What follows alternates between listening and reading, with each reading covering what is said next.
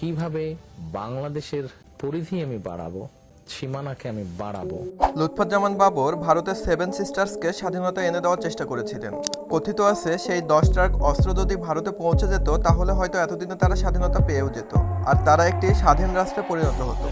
আর এতে হয়তো সেভেন সিস্টার্সের অনেক অংশ বাংলাদেশের সাথে যুক্তও হতো। তবে শুধু বাবরই নন, বিএনপির ভারপ্রাপ্ত চেয়ারম্যান তারেক রহমান তার একটি সাক্ষাৎকারে বলেছিলেন তিনি বাংলাদেশের পরিধি বাড়াতে চান, আর এতে করে তিনি সেভেন সিস্টার্সের দিকে ইঙ্গিত করেছিলেন। মাওলানা ভাসানীও তার একটি ভাষণে আসাম, ত্রিপুরা এবং পশ্চিমবঙ্গকে বাংলাদেশের বলে দাবি করেছিলেন। এগুলো তো হলো পুরনো কথা। সাম্প্রতিক বর্তমান সরকারের প্রধান উপদেষ্টা ডক্টর মোহাম্মদ ইউনূস সেভেন সিস্টার্সের কথা মুখে আনায় আবারও নতুন করে আলোচনায় আসে বহুল আলোচিত সেভেন সিস্টার্স। সেভেন সিস্টার্স আসলে কি? সেভেন সিস্টার্স ভারত ও বাংলাদেশের রাজনীতিতে কেন এত গুরুত্বপূর্ণ? উন্মোচনের আজকের পর্বে আমরা সেভেন সিস্টার্স ও সেভেন সিস্টার্সকে ঘিরে বাংলাদেশ ও ভারতের রাজনৈতিক গুরুত্ব সম্পর্কেই জানব। আর তারপর জানব লুৎফুজ্জামান বাবর, তারেক রহমান ও মাওলানা ভাসানী কেন সেভেন সিস্টার্সকে নিয়ে এত আগ্রহ দেখিয়েছিলেন। না, শত্রু আইডেন্টিফাইড না, উই আর অপম্যান, উই আর লুকিং ফর শত্রু। বাংলাদেশ 3 দিক থেকে ভারত দ্বারা বেষ্টিত।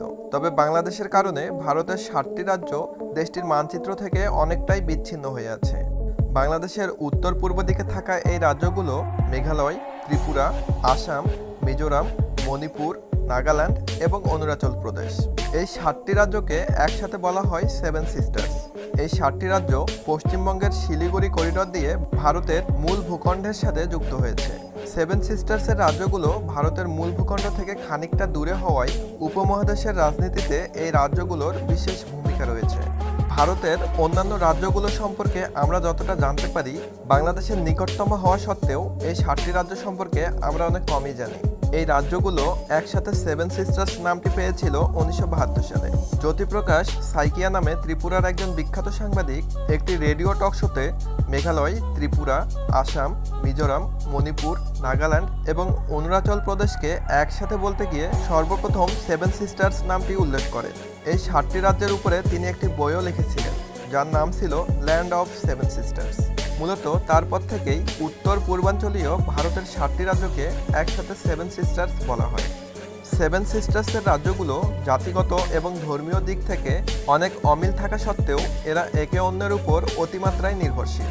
সেই সাথে সেভেন সিস্টার্স রাজ্যগুলোর ভৌগোলিক ও প্রাকৃতিক পরিবেশ এবং সংস্কৃতিও অনেকটা আলাদা। সব রাজ্যের অধিকাংশ মানুষই নানা জাতি এবং উপজাতি সম্প্রদায়ের। ভূরাজনৈতিকভাবে এদের অবস্থান, প্রাকৃতিক সম্পদ এবং বৈচিত্র্যময় সামাজিক কাঠামোর কারণে এই অঞ্চলগুলো সারা বিশ্বে অতুলনীয়। এই রাজ্যগুলোর সামাজিক, রাজনৈতিক এবং অর্থনৈতিক কারণে একে অপরের উপর অতিমাত্রায় নির্ভরশীলতার কারণেই মূলত এদেরকে 7 বোন বা সেভেন সিস্টার্স বলা হয়। সেভেন সিস্টার্সের অধীনে থাকা 7টি রাজ্যের মূল আয়তন 2,62,184 বর্গ কিলোমিটার, যা ভারতের মূল ভূখণ্ডের শতাংশ। সেভেন সিস্টার্সের 7টি রাজ্যের মধ্যে 4টি রাজ্যের সরাসরি বাংলাদেশের সাথে সীমান্ত সংযোগ রয়েছে। বাংলাদেশের সাথে সীমান্ত সংযোগ থাকা রাজ্যগুলো হলো মেঘালয়, ত্রিপুরা, আসাম ও মিজোরাম। আর মণিপুর, নাগাল্যান্ড এবং অরুণাচল প্রদেশ বাংলাদেশ থেকে খানিকটা দূরে অবস্থিত। আসাম রাজ্যের মাধ্যমে এই সেভেন সিস্টার্স ভারতের মূল ভূখণ্ডের সাথে যুক্ত হয়েছে। একটা সময় ছিল যখন এই রাজ্যগুলো ভারতের অন্তর্ভুক্ত ছিল না। বিভিন্ন উপজাতি রাজারা এই অঞ্চলগুলোকে শাসন করত, যার কারণে এই সেভেন সিস্টার্সের অনেক অধিবাসী নিজেদেরকে স্বাধীন করার দাবি করছে। তারা একটি স্বাধীন ভূখণ্ড চায়। সম্প্রতি ভারতের স্বাধীনতা দিবসে মণিপুরের অনেক অধিবাসী নাগা পতাকা উড়িয়ে স্বাধীনতার ঘোষণা দেয়। তখন এই বিষয়টি বিশ্ববাসীর নজর কাড়ে। ভারতের মূল ভূখণ্ড থেকে এই রাজ্যগুলো অনেক দূরে অবস্থিত।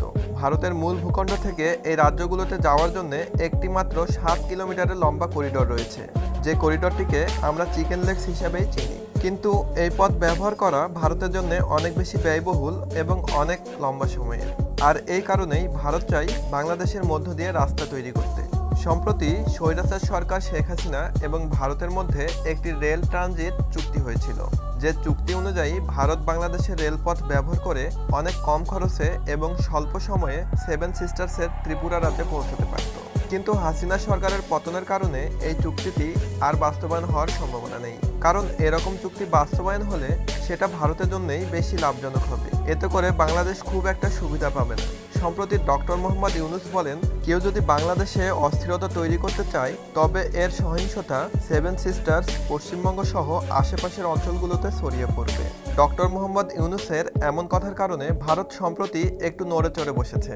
ভারত বুঝতে পেরেছে শেখ হাসিনাকে যেমন পোষা প্রাণীর মতো ইচ্ছে মতো চালিয়ে এসেছে, ডক্টর মোহাম্মদ ইউনূসকে সেভাবে তারা চালাতে পারবে না। এবার আসা যাক সেভেন সিস্টার্স নিয়ে মাওলানা ভাসানী ও তারেক রহমান কি বলেছিলেন। মাওলানা ভাসানী তার এক বক্তব্যে বলেছিলেন, আসাম আমার, ত্রিপুরা আমার এবং পশ্চিমবঙ্গও আমার। এই অঞ্চলগুলো ভারতের থেকে ফিরে না পাওয়া পর্যন্ত বাংলাদেশের স্বাধীনতা ও মানচিত্র পূর্ণতা পাবে না। মাওলানা ভাসানী কথা বলেছিলেন কারণ বাংলাদেশের সীমানা ভাগ করা ছিল অনেক বেশি বিতর্কিত। এই ঘটনাটি ছিল 1947 সালের। ব্রিটিশ শাসিত ভারতবর্ষকে ভাগ করার দায়িত্ব পান সিরিল জন রেডক্লিফ। তিনি অফিসিয়ালি ভারতবর্ষকে 2টি রাষ্ট্রে ভাগ করার দায়িত্ব পেয়েছিলেন, কিন্তু তিনি যেভাবে ভারতবর্ষকে ভাগ করেছিলেন তাতে বেশিরভাগ মানুষই সন্তুষ্ট ছিল না। তিনি ভারত পাকিস্তানের যে সীমানা এঁকেছিলেন এখন পর্যন্ত সেটি ভারত পাকিস্তান উত্তেজনার কারণ। 1947 সালে হিন্দু শাসিত ভারত এবং মুসলমান শাসিত পাকিস্তান এই 2টি দেশের উদ্ভব ঘটে, কিন্তু তৎকালীন ভারতের 2টি রাজ্য ভাগ করা খুবই কঠিন হয়ে পড়েছিল, কারণ এই 2টি রাজ্যে মুসলিম ও অমুসলিম প্রায় সমান ছিল। এর একটি হলো বাংলাদেশ এবং পাঞ্জাব। এই 2টা প্রদেশের মধ্যে লাইন টেনে দেওয়া অনেকটা জটিল একটা বিষয় হয়ে দাঁড়িয়েছিল। সেই সময়ে 1,20,00,000 মানুষকে এক দেশ থেকে অন্য দেশে চলে যেতে হয়েছিল।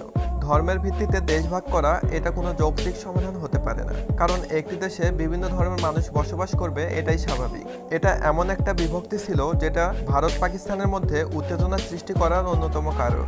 রেডক্লিফ নিজেই বুঝতে পেরেছিলেন এই লাইন টেনে দেওয়ার পর প্রায় 8 কোটি মানুষ আমাকে ঘৃণা করবে।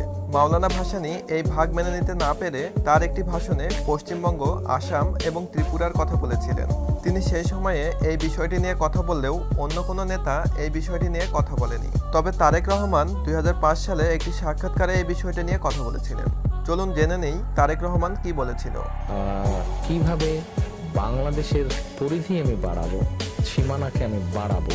সেভেন সিস্টার্স যদি ভারত থেকে আলাদা হয়ে যেত তবে ভারত তাদের অভ্যন্তরীণ বিষয় নিয়ে ব্যস্ত থাকতো এবং বাংলাদেশের বিষয় নিয়ে এত মাথা ঘামাতো না। আর অনেক বিশেষজ্ঞরাই বলেছেন যদি সেভেন সিস্টার্স স্বাধীনতা পেত তাহলে সেভেন সিস্টার্সের অনেক অংশ বাংলাদেশের মধ্যে চলে আসতো।